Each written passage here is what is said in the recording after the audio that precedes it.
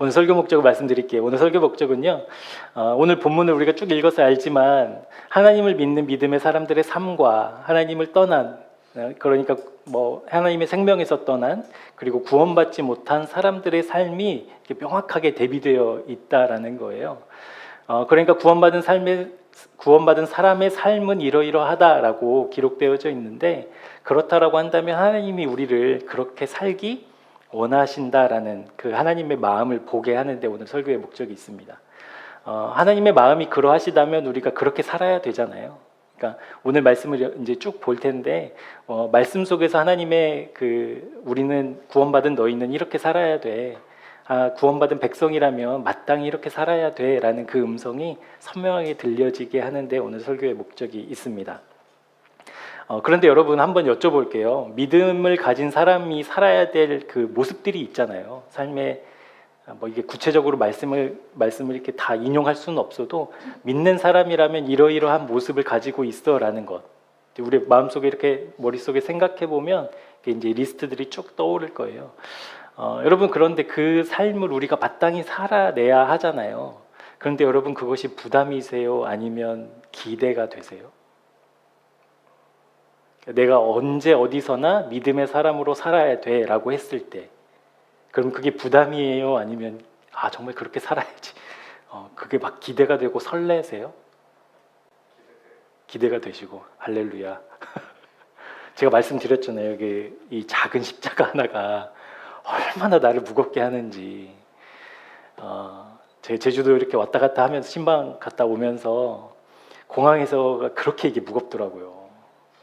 그리고 집에 오는 지하철에서 그렇게 무겁더라고요. 그 자리에 한번 이렇게 빈자리에도 앉기가 이 십자가 때문에 막 망설여지고 뭐 다리 아픈 사람이 앉겠지. 그러니까 그런 갈등들이 있잖아요. 우리가 실제로 살아가면서 믿음의 사람답게 내가 구원받은 백성으로서 답게 살아간다고 할 때 그것이 실제로는 막 뭘까요? 기대도 되지만 이게 막 유쾌하지 않고 그냥 마땅히 그렇게 해야 되니까 안 하면 이제 하나님 싫어하시니까 이제 뭐 이런 식이란 말이죠. 그런데 정말 하나님을 주인으로 모신 사람이라면, 그리고 하늘로부터 생명이 부여받아서 우리에게 주어져서 그 생명을 누리는 사람이라면 마땅히 오늘 말씀에 나와 있는 것처럼 그 말씀대로 살아낼 수 있게 된다라는 거예요. 그러니까 하나님 나도 그렇게 살고 싶어요. 나는 지금은 그렇지 못하지만 앞으로 내가 주님 안에서 자라가면서 그러한 삶을 꼭 증명해내고 싶어요라는 간절한 기대와 소망이 누구에게 있냐면요, 그 구원하신 하나님, 나를 구원하시고 나를 사랑하시고 나를 이끌어 가시는 그 하나님께 목적을 둔 사람만이 할 수 있는 기도라는 것.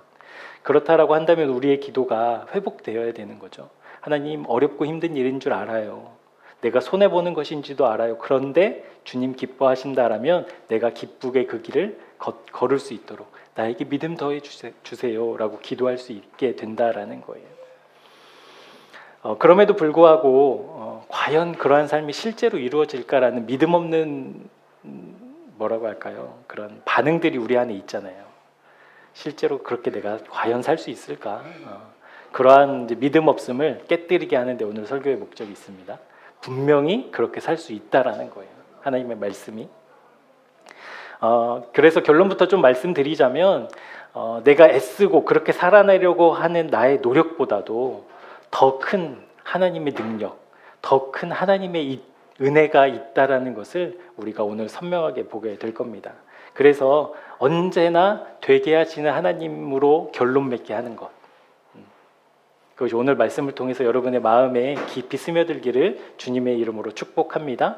그때에만 비로소 구별된 삶을 살아낼 수 있는 거구나. 실제 내가 세상 사람들과 달리 구원받지 않은 사람들 속에서 구원받은 사람으로서 구별되어 살 수 있게 되는구나라는 것을 기대하고 소망하게 되는 오늘 시간이 되기를 주님의 이름으로 축복합니다. 여러분 성경책을 한번 보시겠어요? 여러분 17절 위에 보면 혹시 옛사람과 새사람 이렇게 기록되어져 있는 이렇게 표시가 혹시 되어져 있나요? 여러분 성경책에? 아주 좋은 성경책. 네. 그러니까 17절부터 우리가 쭉 읽어온 말씀은 옛사람 그리고 구원받은 새 사람의 삶을 이렇게 대비시켜 놓고 있다라는 거예요. 여러분 한번 옛 사람의 특징이 무엇인지 눈으로 이렇게 쭉 보시면서 한번 저에게 말씀해 주시겠어요? 옛 사람의 특징, 어떤 특징이 있죠? 네? 하지 마시고 말씀을 17절에 쭉 보시면 그 마음에 허망한 것으로 행한다. 그러니까 옛 사람의 특징이 그렇다라는 거예요. 허망한 것으로 행한다. 그 다음에 또 무엇이 있죠? 총명이 어두워지고 또 무지하고 마음이 굳어져 있고 하나님의 생명에서 떠나 있고 감각 없는 자 같고 방탕에 방임하며 모든 더러운 것을 욕심으로 행하는 사람이 바로 옛 사람이다라는 거예요. 여러분 그렇다라고 한다면 옛 사람이 어떤 특징이 이제 명확하게 나와 있으니까 그렇다라면 어떤 사람을 내가 봤을 때 이 사람이 옛 사람이야, 새 사람이야라고 여러분 구분 지으실 수 있으시겠죠? 어떤 사람을 놓고 이 사람이 예를 들어 뭐 방탕에 빠져 있어요. 그리고 막 마음이 굳어져 있어. 그러면 이 사람이 옛 사람이구나. 우리가 이렇게 판단할 수 있잖아요. 맞죠? 이게 기준이 있으니까. 지난주에 이제 필리핀을 다녀와서 그 마지막 날 이제 함께 저희가 집회했던 이제 보홀섬의 사역자들, 현지 사역자들을 모시고 저 이제 목사님들이 이렇게 헌금을 좀 모아서 그분들에게 좋은 리조트에서 이제 이렇게 저녁 식사를 대접을 했어요. 마지막 날. 근데 거기가 어디냐면 그 보홀섬의 알로나 비치라는 곳이었어요. 알로나 비치. 백사장이요, 그 밀가루 같이 새하얗고 곱고 거기에서 보는 석양이 또 그렇게 아름답다고 하더라고요. 저는 그날 가봤어요. 그날 관광을 하러 간 게 아니기 때문에 알로나 비치가 좋구나 해서 밥 먹으면서 이렇게 찾아보니까 정말 멋있더라고요. 그곳에서 그 함께 집회했던 선교사님과 또 목사님들을 모시고 같이 식사하면서 참 귀한 시간을 가졌어요. 그런데 거기는 이제 좋은 리조트가 있더라고요. 그 해변을 딱 끼고 그래서 저희가 이제 그 다녔던 선교사님 교회 주변은 우리나라 한 7, 80년대 시골 산동네 같은 모습이에요. 그러니까 뭐 판잣집 같은 헤비타트라는 그 사회복지단체에서 지어준 이제 마을이 있는 그런 곳이었고, 그러니까 관광객도 물론 없었고. 또 신기한 것은 그곳은 신호등이 없더라고요. 도로에 신호등이 없고 그냥 알아서 가는 거예요. 차선이 있는데 그냥 알아서 피해서 가고 알아서 조심하고 이제 그런 시스템이었다가 저희가 일주일 동안 사역을 이렇게 마치고 이제 거기를 갔더니 와, 거기 5층짜리 건물이 있는 걸 이제 처음 본 거예요. 그러니까 2층짜리도 없어요, 별로. 그런데 5층짜리 리조트가 딱 있는 거 보고 와, 너무 좋더라고요. 그러니까 그렇게 이제 많은 사람들이 관광객들이 와서 이제 머무는 그런 이제 좋은 리조트인데 거기에 누가 많았을까요? 어떤 사람들이 많았을까요? 어떤 나라 사람들이 많았을까요? 미국 사람, 한국 사람이 많더라고요. 한국 사람이 대부분이었어요. 그러니까 목사님이 계시는 그 시골 동네 같은 곳에는 뭐 없어요, 사람들이. 외국인들도 없고. 그러니까 저희가 이제 목사님하고 이렇게 산책하러 그 동네를 도는데 막 동네 사람들이 막 여러분 신기하게 막 경이롭게 보는 눈빛 있잖아요. 암 당해 보셨군요, 여러분은. 와, 막 이러면서 막 저희를 막 이렇게 막 높이는 그런 눈빛이 있어요. 막 그걸 막 누리면서 이제 연예인이 되면 이런 기분인가 막 이러면서 막 돌아다니다 왔는데 이제 한국 사람들이 많은 거예요. 그래서 이제 선교사님 차를 타고 이렇게 이동을 하면서 같이 갔던 목사님들이 저기도 한국 사람 있네, 저기도 한국 사람 있네, 이제 막 이러시는 거죠. 일주일 만에 한국 사람을 보니까 필리핀 사람인지 한국 사람인지 딱 구별이 되더라고요. 여러분 근데 걸음걸이도 다른 거 아세요? 필리핀 사람들하고 우리나라 사람하고 이 걸음걸이도 다르더라고요. 뒷모습만 봐도 저 사람 한국 사람이야 하면 틀림없이 한국 사람이었어요. 또 무엇이 달랐냐면 옷차림도 달랐어요. 옷차림도. 휴가 오니까 옷도 세련되게 입고 멋지게 입고 있으면 한국 사람 이제 이런 거죠. 가장 다른 점은 무엇이었을까요? 필리핀 사람과 한국 사람 중에 완전 이것만 있으면 구별할 수 있어라는 그 기준. 여러분 뭐 같으세요? 피부색? 피부색은 저랑 뭐 비슷해요. 저처럼 까무잡잡해요. 비슷하더라고요. 피부색 말고 언어. 네, 언어. 거기에 큰 이렇게 쇼핑몰에 가서 이제 교회 뭐 살 선물들을 사러 갔다가 한국 사람인지 아닌지는 딱 알 수 있어요. 야야 하면 한국 사람이고 막 뭐라고 하면 이제 필리핀 사람이든 외국인이든 이제 이런 거죠. 그러니까 언어가 다르더라고요. 이 이야기를 왜 말씀드리냐면 필리핀 사람인지 한국 사람인지를 구분할 수 있는 기준들이 이제 있잖아요. 이걸 막 배우고 내가 노력해서가 아니라 저 사람 필리핀 사람일 거야, 외국 사람일 거야, 저 사람은 틀림없이 한국 사람이야 라고 구분 지을 수 있는 그 기준들, 그것들이 우리에게 있다고요. 그러면 그 기준을 가지고 저 사람이 한국 사람인지 필리핀 사람인지를 이제 구별할 수 있게 되는 것이죠. 그러니까 그런 의미에서 보자면 옛사람과 새사람의 기준도 그러하지 않을까라는 거예요. 근데 우리가 신앙생활을 하다 보면 내가 여전히 옛사람인 것, 그리고 때로는 아주 가끔씩 종종 새사람인 것 같은 착각에 또 빠지게 돼요. 그래서 이 신앙의 어떤 명확한 기준이 없기 때문에 이 둘 사이에서 우리는 늘 갈등하고 있다라는 거죠. 그래서 조금 열심히 있는 분들은 이제 뭐 기도원 찾아가시는 거죠. 왜냐하면 내가 불분명해, 나는 옛사람 같아, 그러면 이것을 막 씻어내려고 이제 뭐 기도원에 가시기도 하시고 뭐 그런 분들도 계시고, 그리고 내가 막 그렇게 어떤 은혜를 받거나 뭐 특별한 경험을 하고 나면 이젠 난 새 사람이야. 그래서 좀 안 좋게는 옛사람들은 이제 막 비난하기 시작하는 거죠. 여전히 왜 옛사람이야? 막 이러면서 그렇게 되는 일들이 생긴다라는 거예요. 그러니까 실제로 우리가 옛사람이 어떤 사람인지 새 사람이 어떤 사람인지가 명확하면 여러분 우리가 이 둘 사이에서 이제 갈등하지 않아도 되잖아요. 저 사람은 누가 봐도 한국말을 쓰고 옷도 세련되게 입었고 그러면 한국 사람인 게 명확하니까 그것 때문에 우리가 고민하지 않는 것처럼 옛사람과 새사람의 그 기준이 우리가 명확하게 무엇 때문에 옛사람과 새사람이 구별되는구나를 우리가 결정짓는다면 내가 옛사람이구나 지금, 내가 지금 새사람이구나, 그걸 우리가 구별할 수 있게 되고 이 구별점 때문에 우리가 마땅히 해야 될 기도가 하게 되는 거죠. 그러니까 우리의 기도가 더 선명해지게 되는 목적이 여기에도 있습니다.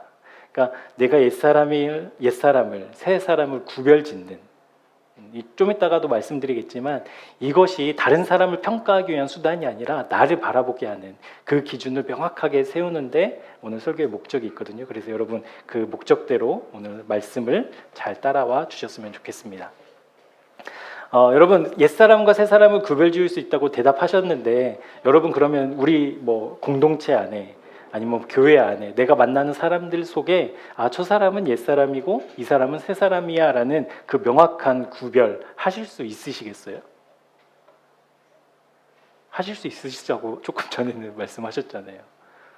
하실 수 있으시겠어요? 이게 막 정죄 그런 개념이 아니라 실제로 저 사람을 통해서 나타나는, 저 사람이 드러내는 그 무엇인가가 옛사람과 새사람을 구별지을 수 있는 그 구별점들이 우리에게 있냐는 거예요. 우리 17절 말씀 한번 보시도록 하겠습니다. 17절 말씀. 그러니까 이게 쉽지 않기 때문에 그렇습니다. 17절 말씀 우리 같이 한번 읽어보도록 하겠습니다. 시작.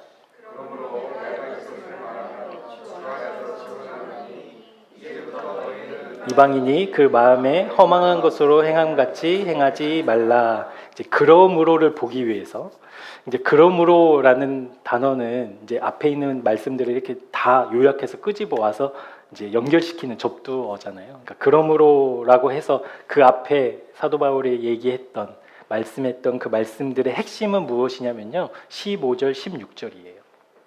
우리 15절 16절 말씀도 같이 보도록 하겠습니다. 시작. 오직 사랑 안에서 참된 것을 하여 범사에 그에게까지 자랄지라. 그는 머리니 곧 그리스도라. 그에게서 온 몸이 각 마디를 통하여 도움을 받음으로 연결되고 결합되어 각 지체의 분량대로 역사하여 그 몸을 자라게 하며 사랑 안에서 스스로 세우느니라. 아멘. 그러니까 사도 바울이 지금 무엇을 이야기하고 있냐면 구원받은 사람이라고 한다면, 그러니까 하나님의 생명을 품은 사람이라고 한다면, 하나님의 자녀라고 한다면 두 가지 특징이 있는데 첫 번째 특징은 무엇이냐면 그리스도와 연합했다라는 특징이에요. 그게 이제 구원받은 사람의 특징이에요. 그리스도와 연합했다. 두 번째 특징은 그 그리스도와 연합한 사람이 이제 어떻게 되냐면 반드시 자라나게 된다라는 거예요.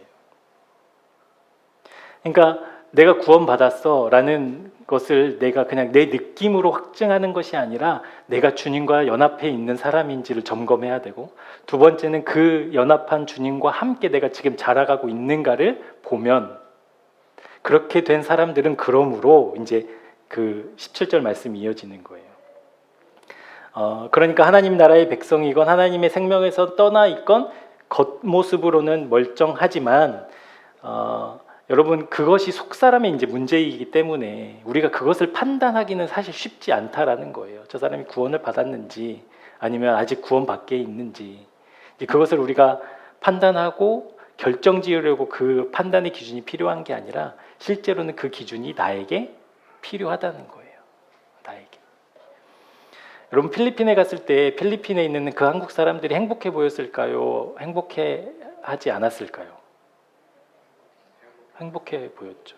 막 정말 행복해 보였어요. 세상에서 가장 행복한 얼굴로 즐기는 그들을 저는 봤어요. 얼굴에는 웃음이 가득하고, 그러니까 뭐 너그럽고, 마음도 너그럽고, 그 중에 이제 그 뭐죠? 호핑, 그러니까 뭐 배 타고 이렇게 바닷가 가는, 거기에 가서 이제 뭐 돌고래를 본다고 바다에 숨 쉬러 나오는 그 돌고래를 보겠다고 수십 척의 배가 이렇게 딱 기다리고 있다가 저기에서 나타났다 그러면 수십 척의 배가 막 경주하듯이 막 쫓아가서 보는 거예요. 그래서 자기 배 앞에 이렇게 막 재주 넘는 돌고래를 보면 막 환호하고, 그러면 그걸 못 본 사람들은 막 아쉬워하고, 그래서 또 저쪽에서 또 나타나면 또 막 이렇게 저걸 왜 저러고 있나 싶지만 막 그런 것을 보고 본 사람들은 막 환호하고 세상을 다 가진 것처럼 막 행복해 하더라고요, 실제로. 근데 그들의 모습이, 그렇게 즐거워하고 행복해하는 모습이 객관적으로는 저보다 낫더라고요. 그러니까 저는 저걸 봐서 뭐가 달라지지? 이제 막 분석하기 시작하면 저걸 어떻게 쫓아가? 돌고래는 8분에 한 번씩 숨을 쉬거든요. 그러니까 숨 쉬고 나왔다가 8분을 또 기다려야 되는데 운인 거잖아요. 저걸 왜 저걸 아침부터 와가지고 저걸 보겠다고 하지? 근데 막상 그것을 즐기는 사람이 저보다 더 나아 보였다니까요. 그런데 여러분, 18절 말씀 한번 보시겠어요? 그들의 총명이 어두워지고 그들 가운데 있는 무지함과 그들의 마음이 굳어짐으로 말미암아 하나님의 생명에서 떠나 있도다. 그러니까 겉으로는 내가 행복해 보여도, 겉으로는 만족하고 있는 것 같아도, 겉으로는 아무 걱정이 없이 평안한 것 같아도 속으로는 어떻다라는 거예요? 하나님의 생명에서 떠나 있다. 이게 가장 큰 문제라는 거예요.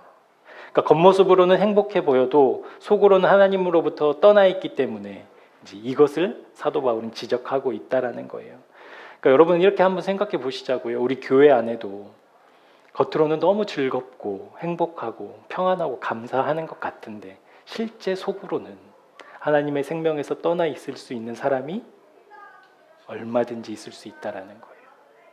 같이 신앙생활 하지만, 같이 예배드리고 기도하고 헌금하고 봉사하고 헌신하지만, 그러니까 겉으로는 구원받은 사람인 것 같지만 실제 속 사람은 하나님의 생명에서 떠나 있을 수도 있다라는 거예요.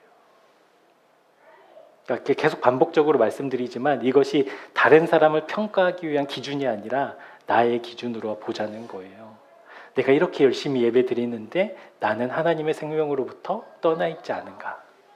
내가 이렇게 헌신하는데, 내가 이렇게 찬양을 열심히 하고 기도를 열심히 하는데 속으로 속사람, 내 속사람은 여전히 하나님으로부터 떠나 있는 것은 아닌가? 그것을 점검해 보고자 한다라는 겁니다. 여러분, 그러니까 겉으로는 하나님의 생명을 누리는 것 같아도, 기뻐하는 것 같아도, 천국을 소망하는 것 같아도 실제로는 내 마음이 그것을 원하고 있지 않다라고 한다면, 여러분, 그거는 하나님의 생명으로부터 떠난 것이 맞죠? 좀 안타깝지만, 하나님의 생명에서부터 떠나 있다라는 것을 우리가 좀 바르게 정의 내리기를 원하는데요. 여러분, 그 하나님의 생명이라는 것이 이제 우리가 창세기로 다시 되돌아가서 뱀이 아담과 하와를 유혹할 때로 다시 돌아가 보자면 이 생명의 의미와 가치를 사단이 교묘하게 이제 바꾸는 모습들을 우리가 보게 됩니다. 창세기 3장 4절 말씀이거든요. 뱀이 여자에게 이르되 너희가 결코 죽지 아니하리라. 그러니까 하나님이 먹지 말라고 말씀하셨던 그 선악과를 먹으면 죽는다고 말씀하셨는데 실제로는 죽지 않아라고 이제 이야기하고 있는 거잖아요, 뱀이. 그래서 7절 말씀에 이제 실제로 뱀의 유혹에 넘어간 하와가 선악과를 먹고 어떻게 변화하냐면 이에 그들의 눈이 밝아져 자기들이 벗은 줄을 알고 무화과 나무 잎을 엮어 치마로 삼았더라. 그러니까 하나님이 반드시 죽는다라고 했는데 이 선악과를 먹고 내가 죽었으면 하나님의 말씀이 맞는 건데 하나님이 죽는다라고 했음에도 불구하고 그 선악과를 먹었더니 눈이 어떻게 돼요? 더 밝아졌대요. 선악을 알게 하게 됐대요. 그리고 그것을 누구에게 줘요? 아담에게도 이제 주잖아요. 그걸 둘이 막 먹고 행복해 하잖아요. 그러니까 뱀의 말이 맞는 것 같았어요. 먹으면 죽는다고 했는데 먹으면 죽지 않았으니까. 그러니까 더 담대해졌겠죠.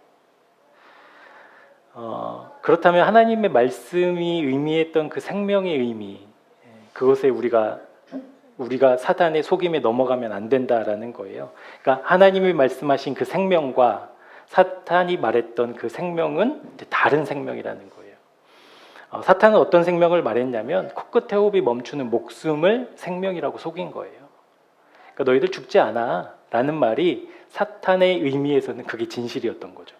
실제로는 죽지 않았으니까. 근데 하나님이 말씀하신 그 생명은 어떤 생명이었어요? 하나님과 하나님이 창조하신 사람과의 관계를 생명이라고 표현하셨잖아요. 그러니까 그 관계가 깨지는 거야 라고 하나님은 말씀하셨는데 사탄은 그게 아니라 너희들 죽지 않는 거야 라고 속였다라는 거예요. 그 교묘한 속임수 거짓말에 넘어가게 되었다라는 거예요. 그렇다면 여러분 살아있는 사람과 죽은 사람은 너무나 우리가 명확하게 구분할 수 있잖아요. 우리 살아서 움직이는 사람과 죽은 사람은 구분할 수 있는데 여러분 그렇다면 생명이 있는 사람과 생명이 없는 사람은 어떻게 구분하겠느냐는 거예요.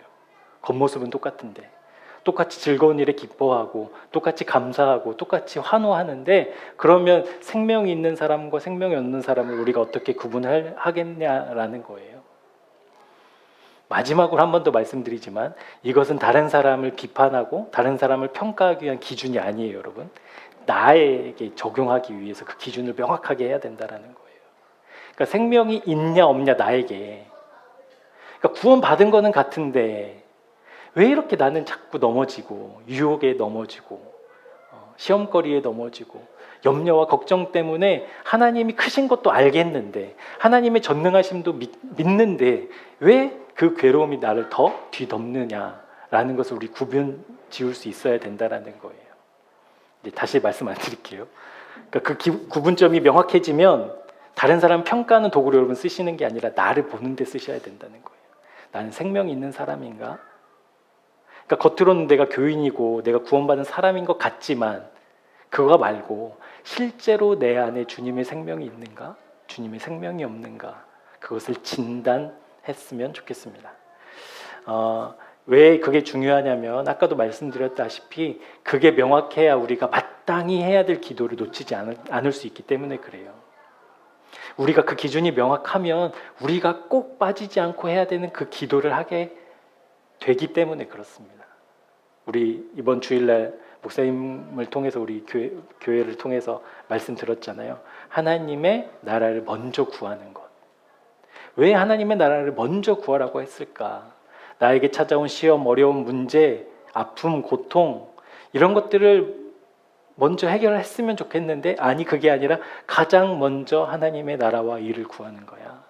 그래서 주님이 가르쳐 주신 기도의 첫 번째 간구가 나라가 임하시오며 였잖아요. 하나님이 생명이 그 사람 안에 있고 그 사람 안에 없고 이것은 겉으로는 구분 지을 수 없거든요. 그러면 그 명확한 기준이 무엇인가? 여러분 무엇이라고 생각하세요? 나에게 생명이 있고 생명이 없고의 명확한 기준. 십자가. 자신이 없어요. 우리가 생명이 있고 하나님의 생명이 없고를 구분지을 수 있는 명확한 기준, 그러니까 어디를 보면은 알 수 있느냐라고 한다면 그것이 바로 마음이라는 거예요. 마음.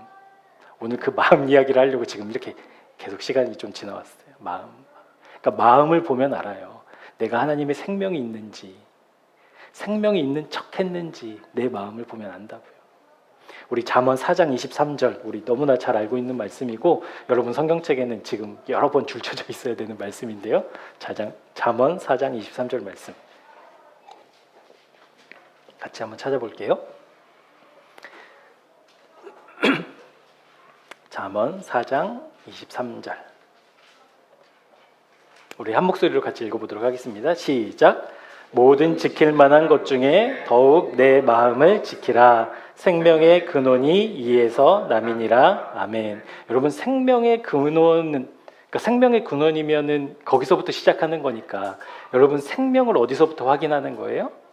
나의 마음. 그러니까 하나님의 생명은 겉으로 드러나는, 그러니까 결과적으로는 그렇게 되기도 하겠지만 결과적으로 내가 겉으로 드러나는 것 때문에 내 마음도 그렇다라는 것은 아니라는 거예요. 내 마음이 그러하기 때문에 결국에는 이제 하나님의 사람의 모습이 이제 드러나게 되는 것이 오늘 말씀처럼.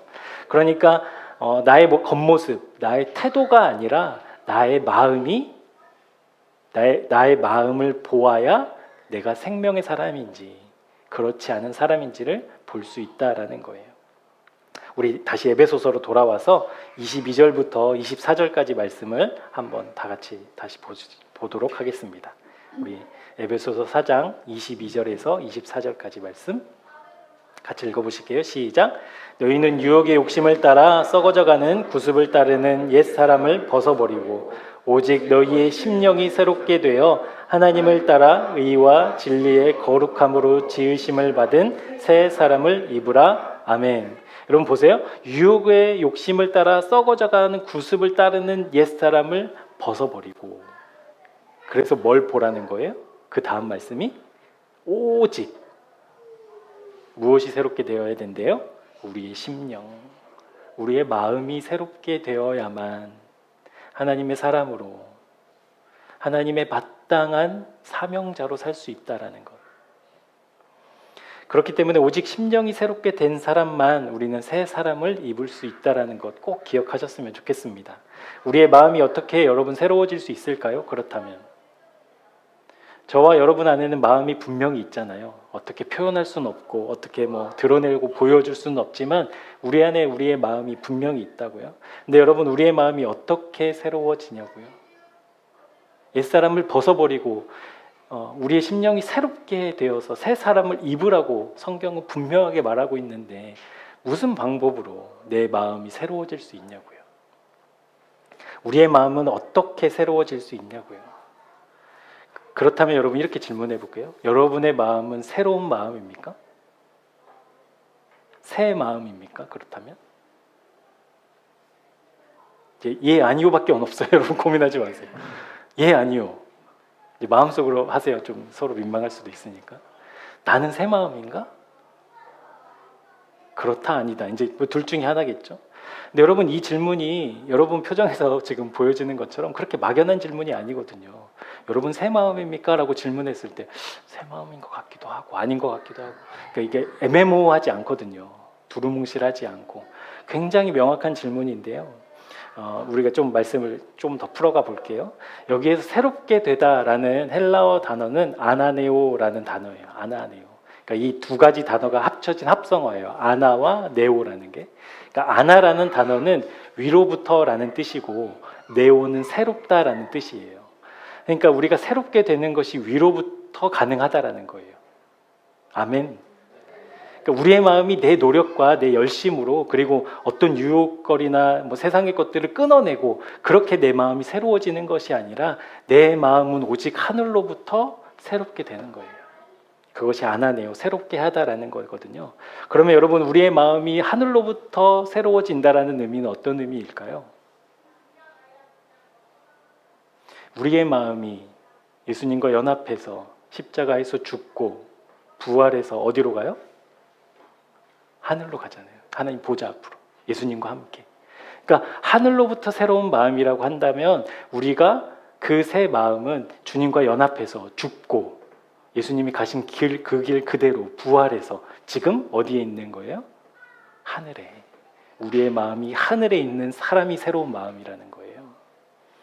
여러분, 우리의 마음이 하늘에 있다라는 의미는 무엇일까요? 그렇다면 더욱더 선명해지죠. 내가 주님과 연합했느냐, 연합하고 있지 않느냐의 문제예요.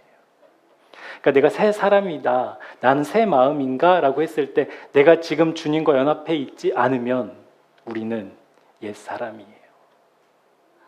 어떤 직분을 받았어도, 심지어 제가 저는 이제 아니기를 이제 기도하고 있어요. 목사라고 할지라도 내가 지금 이 순간에 주님과 연합해 있지 않으면 우리는 옛사람이라고요. 그러니까 여러분, 다시 한번 질문해 볼게요. 여러분의 마음은 새 마음입니까?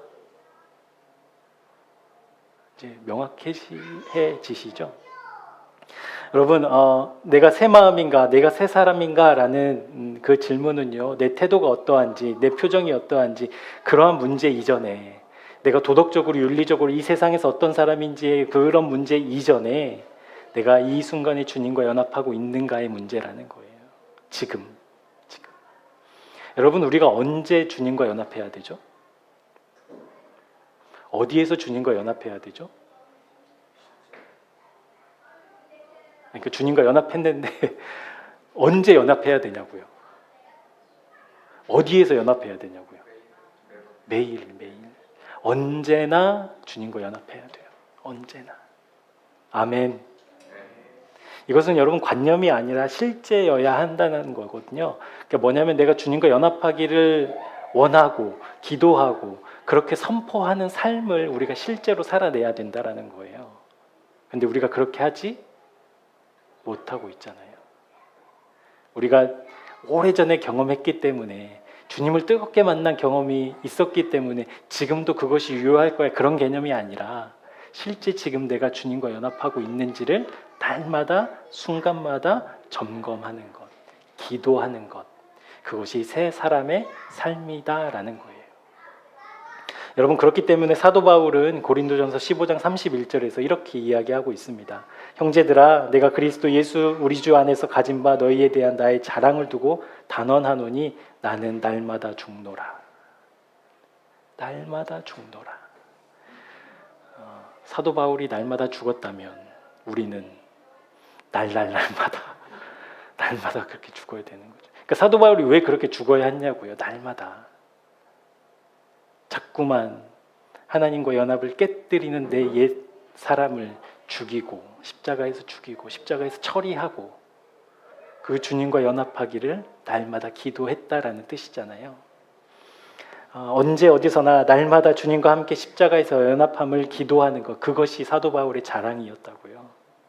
그러니까 여러분, 날마다 죽었다라고 한다면 사도 바울이 날마다 죽어서 실제로 그러면 완전한 새 사람으로 살았을까요?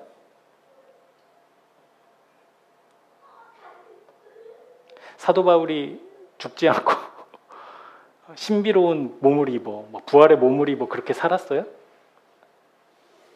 어려우세요? 사도 바울이 날마다 죽었으니까 여러분, 사도 바울이 죽기 전까지 어떤 사람이었어요? 그러면 연약한 그냥 우리와 똑같은 육체를 가진 사람이었잖아요. 그러니까 내가 날마다 죽었다고 해서 그 죽음이 완성됐냐고요? 완성되지 않았죠. 완성을 향해 갔죠. 맞죠? 저희 지금 이상한 말 하는 거 아니죠? 그러니까 사도 바울이 위대한 사람이고 사도였지만 그럼에도 불구하고 그가 날마다 죽는 매일의 삶은 주님 앞에 가기 전까지는 완성을 향해 가는 거지 완성은 아니잖아요. 맞죠? 빌립보서 3장으로 한번 가보겠습니다.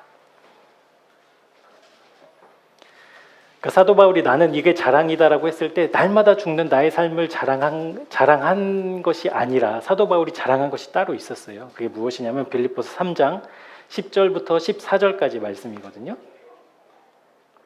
우리 같이 말씀 읽어보도록 하겠습니다. 시작. 내가 그리스도와 그 부활의 권능과 그 고난의 참여함을 알고자 하여 그의 죽으심을 본받아 어떻게 해서든지 죽은 자 가운데서 부활에 이르려 하노니 내가 이미 얻었다 함도 아니요 온전히 이루었다 함도 아니라 오직 내가 그리스도 예수께 잡힌 바 된 그것을 잡으려고 달려가노라. 형제들아, 나는 아직 내가 잡은 줄로 여기지 아니하고 오직 한 일, 즉 뒤에 있는 것은 잊어버리고 앞에 있는 것을 잡으려고 표대를 향하여 그리스도 예수 안에서 하나님이 위에서 부르신 부름의 상을 위하여 달려가노라. 아멘. 여러분, 사도 바울의 자랑거리는 나는 이렇게 매일 날마다 죽는다, 그러니까 나는 믿음이 좋아, 이걸 자랑한 게 아니라 날마다 죽으면서 날마다 죽어야 하는 연약한 나를 누가 지금 품어주시는 거예요? 우리 사랑하는 주님이 언제나 변함없이. 그러니까 어제는 잘 죽어서 하나님의 뜻대로 잘 살았는데 오늘은 갑자기 뭐 염려가 찾아오고 시험이 찾아와서 죽지 않은 또 옛사람의 모습으로 되돌아갔을 때, 그때 나를 또다시 죽였을 때 주님이 너 어떻게 사랑이 변할 수 있어? 뭐 이렇게 책망하시는 분이 아니라, 그럼에도 불구하고 다시 내가 죽어서 주님 곁으로 왔을 때 한없이 나를 품어주시는 그 주님을 자랑하고 있다라는 거예요. 그러니까 사도 바울이 나는 날마다 죽노라 라고 했을 때 나도 날마다 죽는데 너희들은 왜 안 죽어? 이런 책망의 말씀이 아니라 내가 날마다 죽어서 나를 품어주시는 그 주님이 나의 하나님이고 너희들의, 그러니까 에베소 교인들의 하나님이다. 빌립보 교인들의 하나님이다. 그리고 자기가 세운 많은 교회 교인들의 하나님이다라고 지금 선포하고 있는 거예요. 그러니까 사도 바울은 그것을 자랑하고 있는 거예요. 언제나 변함없이 나를 품어주시는, 언제나 나를 버리지 아니하시고 나를 맞이해 주시는 그 하나님께 날마다 죽음으로 달려가는 그 삶, 그 주님이 나의 자랑이다라고 말씀하고 있다라는 거예요. 사랑하는 새생명교회 교회 여러분, 그래서 안 되는 내가 아니라 되게 하시는 주님을 바라보는 것이 새 사람의 특징입니다. 안 되는 나를 바라보면 자꾸만 옛사람으로 돌아가는 내가 구원받지 않아서 이 구원의 그 영역 안에 언제쯤 들어갈 수 있을까 막 고대하는 것이 여러분 믿음이 아니라, 실제 믿음은 그것을 되게 만드시고야 마시는 하나님의 열심을 보는 것. 여러분, 그 눈이 열렸으면 좋겠습니다. 우리의 상황은 다 비슷비슷하잖아요. 염려, 걱정. 그래서 또 죽은 것 같지만 또 살아나고 또 살아나서 주님이 기뻐하실 만한 모습이 하나도 없는 나의 실존을 그럼에도 불구하고 여전히 품어주시고 여전히 안아주시는 그 사랑의 주님 때문에 우리의 믿음의 시선은 안 되는 내가 아니라 기어이 하나님의 뜻대로 이루어 가시고 빚어 가시는 하나님의 열심을 바라보는 그 믿음의 눈. 그래서 오늘도 십자가로 달려가야 하는 줄 믿습니다. 오늘도 내가 어제까지, 아니 방금 전까지 어떠한 삶과 어떠한 마음을 가졌든지와 상관없이 지금 주님과 연합하는 것, 그것이 새 사람의 삶인 줄 믿습니다. 우리 에베소서를 다시 돌아와서요, 우리 25절부터 30절까지 말씀을, 시간이 조금 가서 제가 한번 읽어볼게요. 여러분 눈으로 따라오세요. 그런즉 거짓을 버리고 각각 그 이웃과 더불어 참된 것을 말하라. 이는 우리가 서로 지체가 됨이라. 분을 내어도 죄를 짓지 말며 해가 지도록 분을 품지 말고 마귀에게 틈을 주지 말라. 도둑질하는 자는 다시 도둑질하지 말고 돌이켜 가난한 자에게 구제할 수 있도록 자기 손으로 수고하여 선한 일을 하라. 무릇 더러운 말은 너희 입 밖에도 내지 말고 오직 덕을 세우는 데 소용되는 대로 선한 말을 하여 듣는 자들에게 은혜를 끼치게 하라. 하나님의 성령을 근심하게 하지 말라. 그 안에서 너희가 구원의 날까지 인치심을 받았느니라. 아멘. 여러분, 이렇게 살아야 한대요. 믿음의 사람이라면, 새 사람이라고 한다면 이렇게 살아야 한대요. 하나님의 나라를 구하는 사람이라면 마땅히 이렇게 살아야 한대요. 우리의 심령이, 우리의 마음이 십자가에서 연합한 사람이라면 마땅히 이렇게 살아야 한대요. 근데 여러분, 가능하시겠어요? 실감이 안 나시니까 우리 32절 보겠습니다.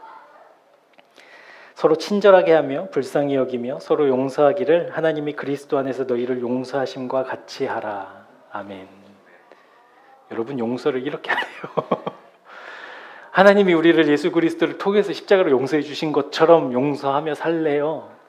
구원받은 사람이라면, 십자가에서 연합한 사람이라면, 새 사람이라면. 여러분, 이게 가능하시겠냐고요? 여러분, 이 말씀대로 살려고 노력하면 아마 며칠 하다 그만둘 거예요. 며칠 하다가.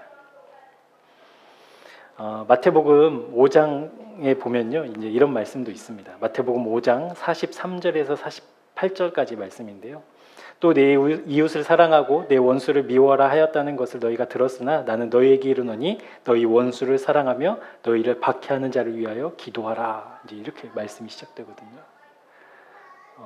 그러니까 하나님이 우리를 용서하는 것처럼 용서하는 삶. 그러니까 예수님은 또 어떻게 말씀하고 있냐면 너희를 박해하는 자를 위해서 기도하고 너희 원수를 또 사랑하라고 말씀하고 있다라는 거예요. 이렇게 사는 거 가능할까요? 그렇게 사세요? 왼수 같은 사람 막 사랑해, 막 그래도 사랑해, 이렇게 사세요? 우리의 사랑은 굉장히 합리적이고 효율적이에요. 우리의 사랑은 굉장히 합리적이고 효율적이에요. 그러니까 나를 사랑하고 나를 좋아하는 사람을 내가 사랑할 수 있어요, 없어요? 마음껏 사랑할 수 있어요.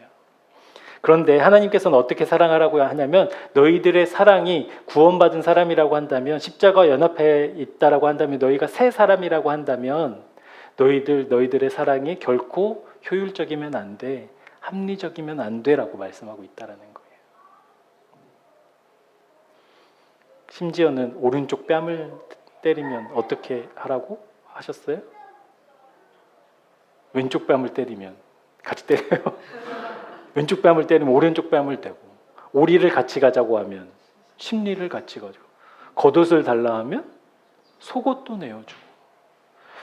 이것만큼 효율적이지 않은 사랑이 어디 있어요? 근데 하나님은 그렇게 효율적인 사랑을 원하시지 않는다라는 거예요. 근데 머리로는 가능하다 싶잖아요. 그렇게 살라고 했으니까 그렇게 살아야지. 근데 안 되는 거 어떡해요, 여러분? 그렇게 안 되는데, 내 존재는 그렇게 안 되는데, 내가 이렇게 해줬는데 나를 배신해? 뭐 이런 일도 뭐 세상에서 흔해 빠진 일이잖아요. 그리고 나를 핍박하고 나를 힘들게 하는 그 원수를 사랑하는 것.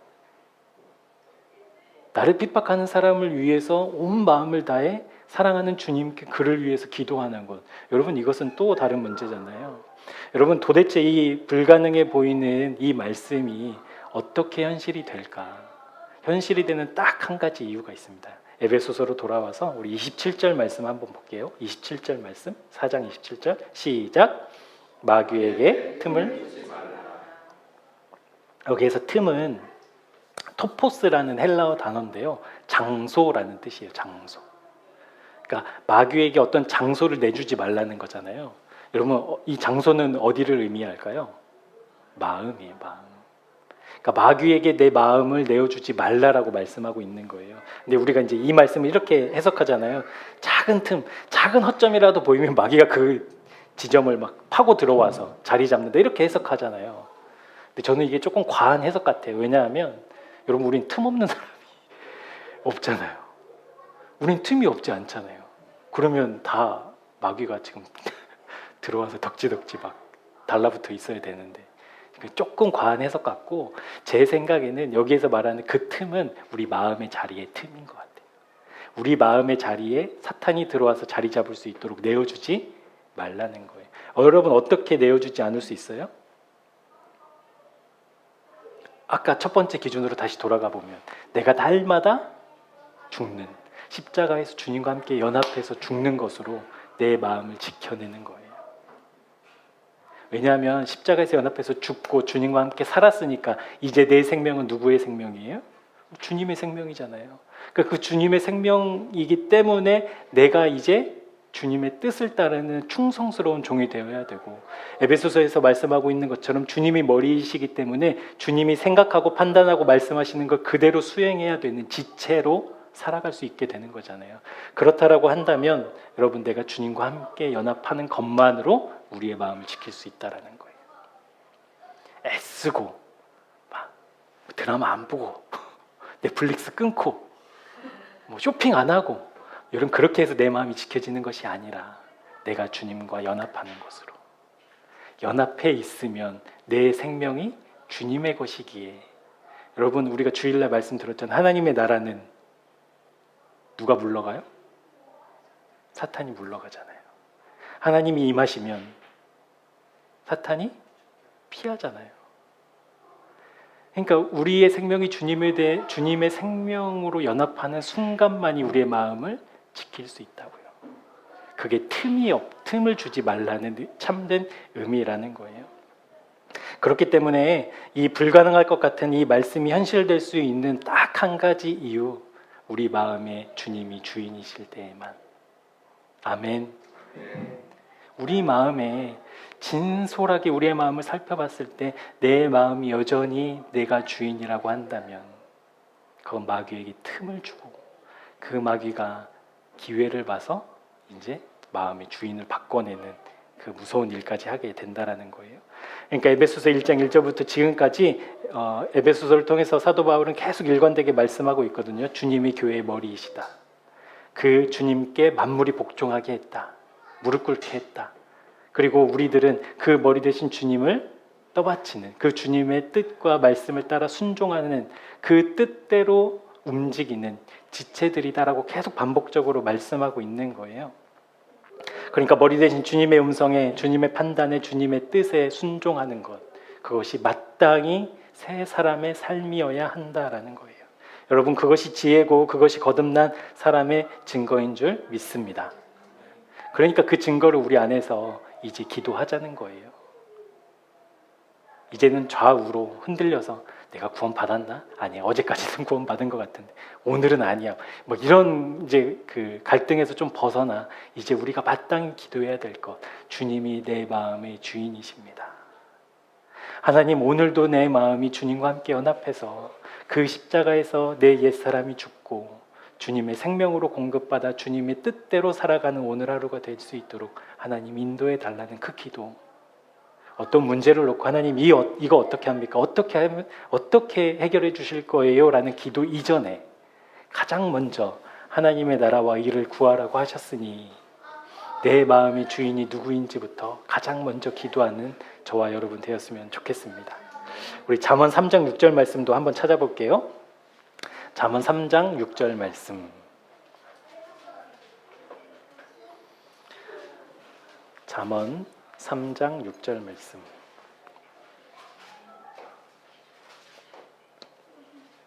한번 같이 읽어보시도록 하시죠. 시작. 너는 범사에 그를 인정하라. 그리하면 내 길을 지도하시리라. 아멘. 여러분, 우리가 하나님의 인도하심과 하나님의 이끄심을 받기 위해서 우리가 먼저 해야 될 것은 뭐냐면요, 하나님을 범사에 인정하는 거래요. 그러니까 범사에 인정한다라는 것을 우리가 설교하면서 같이 들었던 언어로 조금 바꿔보자면 날마다 주님과 죽는 거래요. 날마다 십자가에서 주님과 연합하는 거래요. 그렇게 한다면 하나님이 우리를 어떻게 하신다는 거예요? 우리를 지도하신다.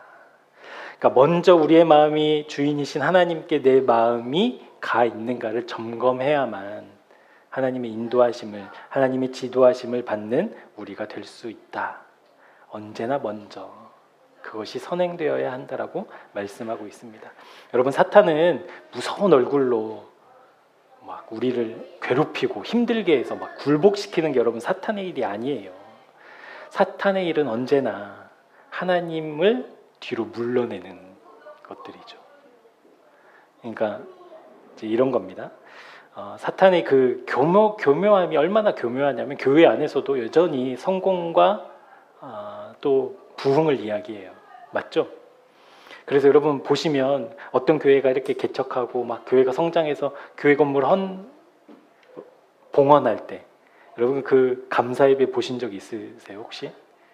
제가 세종시인가 어디에서 이렇게 뭐 200억인가 들여서 교회를 지어가지고 이렇게 감사 예배 드리는 걸 제가 온라인으로 이렇게 본 적이 있는데 하나님의 영광이고 하나님의 역사예요. 다 그렇게 얘기하잖아요. 근데 그렇게 해야 성공했다고 우리가 인정하잖아요, 우리들도. 근데 여러분, 하나님이 뒤로 물러나는 순간 그것은 하나님의 은혜가 아니라 어떻게 되는 거예요? 저주가 되는 거예요. 그렇죠? 건물 막 몇십억짜리 건물 지어놔서 어려운 일을 겪는 교회들 많잖아요, 요즘. 하나님의 은혜라면서요. 하나님이 우리를 축복해 주셨다면서요.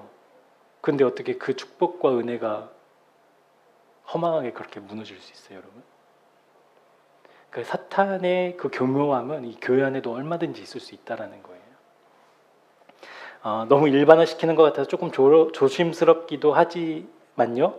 우리가 늘 깨어있지 않으면, 그러니까 다른 말로 우리가 늘 주님과 함께 십자가에서 연합함을 확인하지 않으면 사도 바울처럼 나는 날마다 죽는다라고 자신 있게 얘기할 수 없다면 우리는 언제나 사탄의 유혹에, 그 교묘함에 빠져 주님을 뒤로 물러내고 그것이 하나님의 것이라고 착각하게 된다는 거예요. 그래서 여러분 고린도후서 11장에도 말씀하고 있잖아요. 광명의 천사로도 가장할 수 있다고. 여러분 사탄의 일은 얼마든지 하나님의 응답처럼 여겨질 수 있어요. 와, 하나님이 정말 나에게 놀라운 복을 주셨고 은혜를 주셨군요 할 수 있다고요. 깨어있지 않으면. 마지막으로 우리 30절 말씀도 한번 볼게요. 30절 말씀. 하나님의 성령을 근심하게 하지 말라. 그 안에서 너희가 구원의 날까지 인치심을 받았느니라. 여러분 여기에서 말하는 성령이 근심하다라는 단어는 매우 슬프다라는 단어예요. 매우 슬프다. 여러분 성령님께서 슬퍼하시는 이유가 무엇일까요? 성령님께서 슬퍼하시는 이유. 마태복음 9장 36절에 보면 예수님 곁으로 온 수많은 무리들을 보시면서 예수님이 그들을 향한 마음을 이렇게 기록하고 계셔요. 무리를 보시고 불쌍히 여기시니 이는 그들이 목자 없는 양과 같이 고생하며 기진함이라. 그러니까 예수님을 보러, 예수님의 말씀을 들으러 수많은 사람들이 모여왔지만 실상 그들의 마음에 지금 주인은 누구라는 거예요? 목자가 없다라는 거예요. 다 자기들의 필요와 자기들의 만족을 위해서 예수님 곁으로 온 사람들을 보시면서 불쌍히 여기셨대요. 그러니까 성령님이 우리를 성령님이 근심하게 하는, 성령님이 슬퍼하시는 지점도 예수님의 그 지점과 똑같지 않겠습니까? 그렇다라고 한다면 성령님이 우리를 근심하게 하는 그 지점은 어디인가? 우리의 마음의 주인이 빼앗겼을 때. 우리의 마음의 주인이 주님이 아니고 다른 그 무엇인가, 다른 그 어떤 대상일 때 하나님은 근심하신다라는 거예요. 슬퍼하신다. 여러분 목자 없는 양은 자유가 아니잖아요. 넓은 초원의 대관령 들판에 양 한 마리가 막 자기 혼자 있다고 막 좋아하고 날뛰면 그건 평화가 아니고 저주예요, 여러분. 맞죠? 목자가 곁에서 이리 와 저리 가 해야 그것이 양에게는 축복이 있음에도 불구하고 내가 내 마음의 주인이 되어서 이제는 내 마음대로 다 할 수 있어. 나는 자유로워. 모든 것을 다 누릴 수 있어. 라는 것이 축복이 아니라 그것은 위험이고 저주라는 것. 그러니까 그 상태로 살아가고 있는 사람들을 보시면서 성령님은 근심하신다, 슬퍼하신다라는 거예요. 여러분 하나님께서 거하시려고 창조하신 우리의 마음에 우리의 눈이, 우리의 생각이 속아서 내가 주인인 양 행동하면, 그렇게 살아가면 여러분 그것이 바로 옛사람이고 그것이 바로 구원받지 못한 사람이고 그것이 바로 하나님을 근심하게 하는 사람이라는 거예요. 그렇다라고 한다면 여러분 이 똑같은 말씀을 뒤집어서 내가 구원받은 사람이라고 한다면 내가 마땅히 해야 될 기도, 내가 하나님의 생명을 가진 사람이라고 한다면 내가 마땅히 보여야 할 믿음의 반응들, 그것을 위해서 우리 기도하고 살았으면 좋겠습니다. 그것이 무엇입니까? 내 마음의 주인이 하나님이시다. 언제나 어디에나 어떤 문제 앞에서나 여전히 주님은 주인이십니다. 라는 그 믿음의 고백. 그것이 회복되어야 될 줄 믿습니다. 사랑하는 여러분, 새로운 삶, 구별된 삶은 결국에는 드러나게 돼 있어요. 내가 구원받아서 기쁘고 하나님의 나라를 누리는 사람이라고 한다면 실제로 그 사람은 다르게 보일 수밖에 없죠. 그런데 사탄이 자꾸 그것을 바꾸려고 해요. 내가 믿음이 없음에도 불구하고 믿음 있는 사람처럼 살려고 해요. 살라고 해요, 우리에게. 그러니까 가장 먼저 점검해야 될 것은 내가 내 마음의 주인이 주님이신가를 점검해야 됨에도 불구하고 교회 안에 있기 때문에 믿음의 사람인 것처럼, 헌신의 사람인 것처럼, 순종의 사람인 것처럼 살게 만든다라는 거예요. 그래서 여러분 지쳐서 떠나는 사람들 우리 교회도 있었잖아요. 믿음이 있다고 예배드리고 같이 기도하고 찬송하고 헌금하고 헌신했지만 결국 그 믿음이 아니라는 것을 드러났을 때 그 사람이 떠나게 되잖아요. 하나님께서 우리에게 분명히 말씀하고 계십니다. 내 마음에 내가 있어야 살 수 있어. 내 마음에 내가 주인이어야 진짜 생명이야 라고 오늘 우리에게 말씀해 주십니다. 그렇기 때문에 지금 우리는 내 마음에 무엇이 들어와 있는지, 내 마음의 주인이 누구인지를 명확하게 십자가 앞에서 점검하는 은혜가 저와 여러분에게 있기를 주님의 이름으로 축복합니다. 그래서 우리 이렇게 기도하셔야 돼요. 주님, 날마다 주님과 연합하고 싶어요. 날마다 주님과 동행하고 싶어요. 그런데 잘 안 돼요. 그러니까 하나님 나 좀 도와주세요.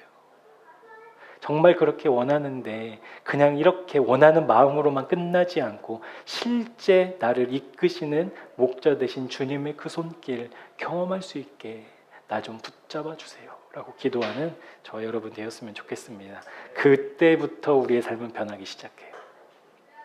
내 마음의 주인이 주님이신 것을 인정하는 순간부터 우리의 삶은 변하기 시작해요.